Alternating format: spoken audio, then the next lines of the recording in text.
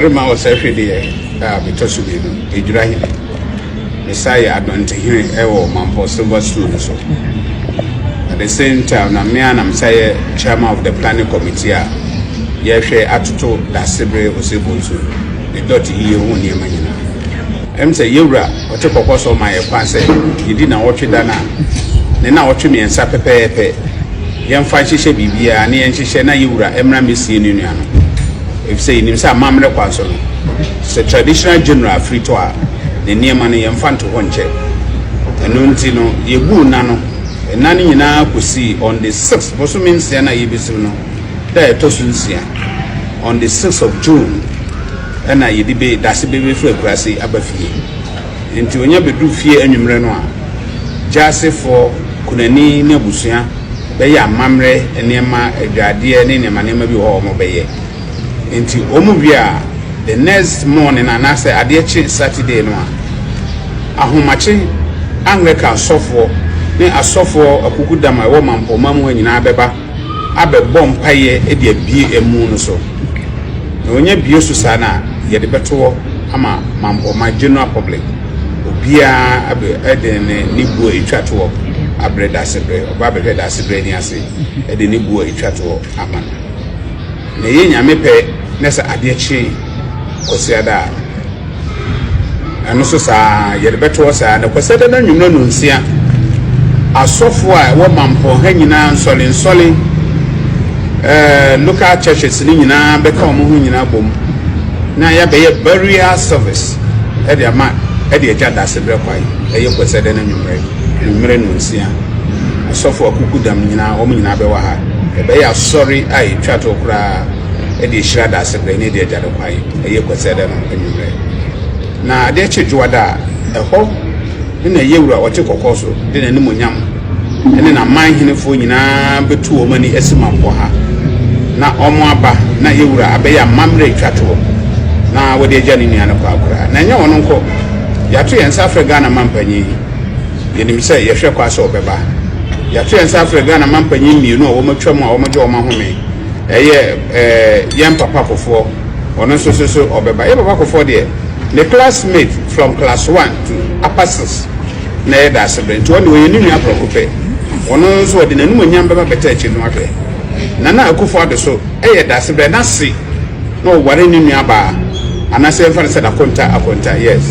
nti wono so de nanum nyam ne nkrofo beba beta echi the ex government appointees omunya yakose omunya so de odo beba beta echi na afi ye wure ministers of states are currently no omuche konyaso dodo no anaso wo nyina so omuso de wo mani monyam be ba be church then that's a better say no a member of National House of Chiefs o take rules bebre lead bebre steering committee no he was the lead and the legal committee of the National House of Chiefs no he was the chair and National House of Chiefs would demand put in bebre the members of the National House of Chiefs woman nyina so the woman monyam beba beta kire eye atwada nyame de kye ya ye wreba ne no kwa na eba wo woni na manhene fu nyina na ebu mu aba na mo so de woman monyam aba beta ye wurachi ne ya besie papa sebre kumase ahemfu nyina so eka ho na wo hwe ahemfu efifiri baby bebre da sebre ne namfo bebre ka ho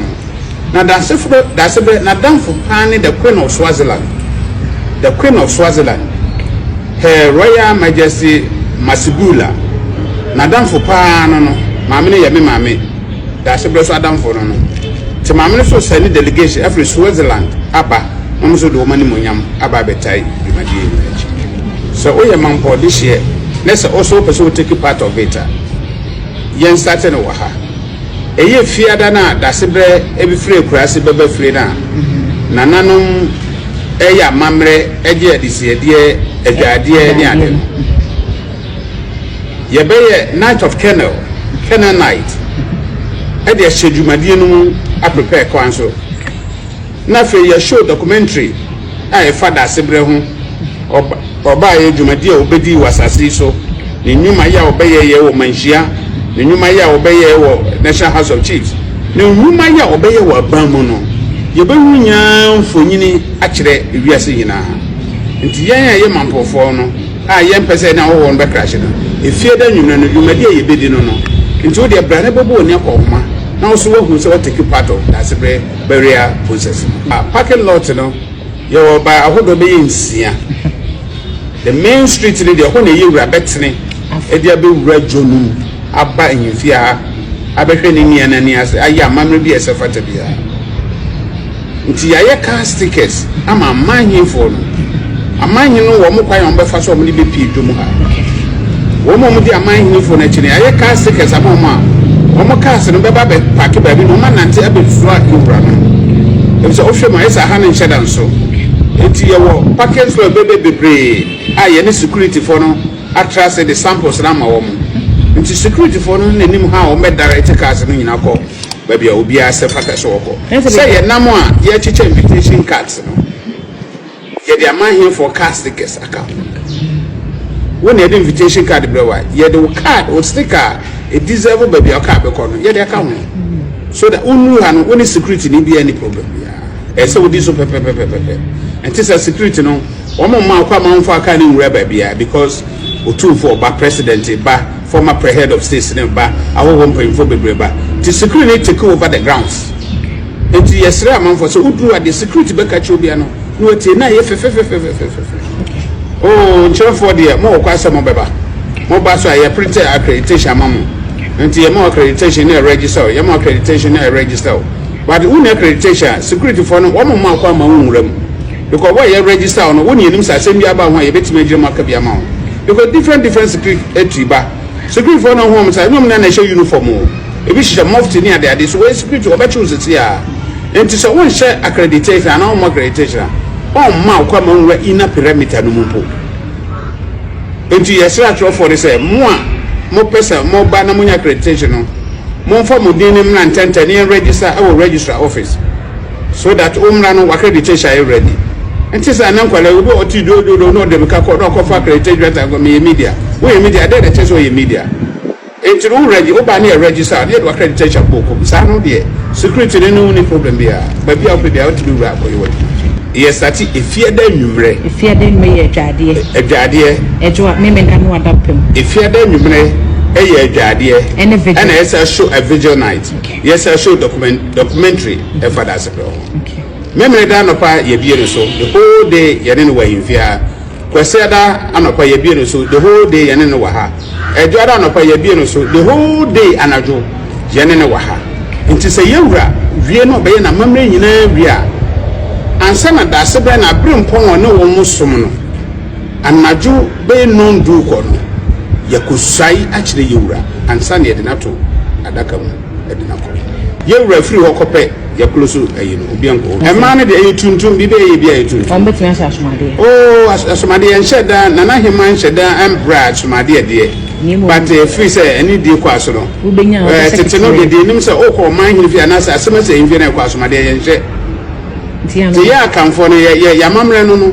enti asomade no o de o ba o pa men she enu ma me wu so ya kani a o ba behwe o fa ani ase ya ba ne suatra ne ade nti ababa bi wo ho a obi no ahya asomade no nche keto wi o ahya kakraka ne bi no de ne nanamba enye fe the traffic bridge am kwan say papa ya we frato hoyi we me papa a logical son enemy Asanteman po fie ha ye giren amamre da woni se wo hene Mamponhene ena okọ ware adwira oba panyi ena one ne wo adwira hene ena Mamponhene ehwe ne bana no se wo be de adwira safo da che nsa hwe kuro no so ne hwe so na fa de asibi abeka kirete to hwe se ne bana nyi na na ho keka no ko ani monti o sa bo na donte hene se masa peja o se o papa me treasure betra me nchen amene wo mfa adwen nti adwan hene na hu ni sa no okuta 3 positions miensa we ye adwan hene we ya donte hene e wo silver stool so o sa yo hene ba nti adwan hene de wona Mamponhene fia ne kokko wo so ni tumi ye ne de we ni ba bi tumi ye ne de na yi we ye to no aha ye wuro tumfo